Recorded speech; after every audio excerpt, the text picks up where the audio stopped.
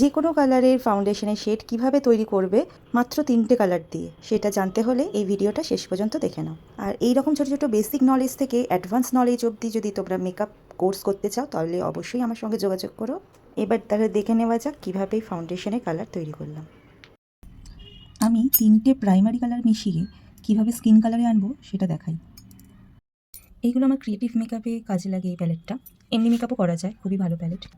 এই ইয়েলোটা একটুখানি কালারে মিশে গেছে বলে আমি এটা থেকে একটু ইয়েলো কালার নেব প্রথমে, তারপর নেব একটু রেড,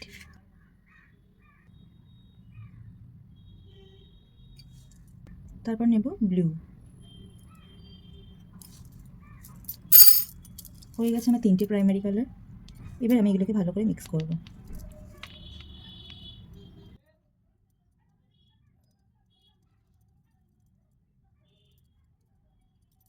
সামান্য একটু ব্লুইশ লাগছে, ওই কারণে আর একটুখানি আমি নিয়ে নেব ইয়েলো।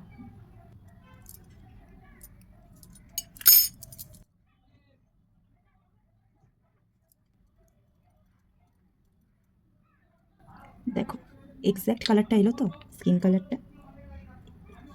এইভাবে কিন্তু আমরা প্রাইমারি কালার দিয়েও স্কিন কালারে নিয়ে আসতে পারি। যদি আমরা এটা একটু ডার্ক টোনে এসছে, যদি আমরা এটাকে একটু ফেয়ার করতে চাই, তখন আমাদের একটু হোয়াইট কালার মিশিয়ে নিতে হবে। হোয়াইট কালার মেশালে এই টোনটা ফেয়ার হয়ে যাবে।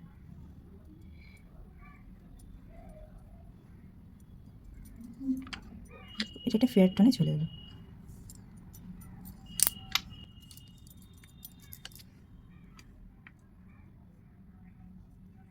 পুরো স্কিন কালারে কিন্তু আমরা বানিয়ে ফেললাম।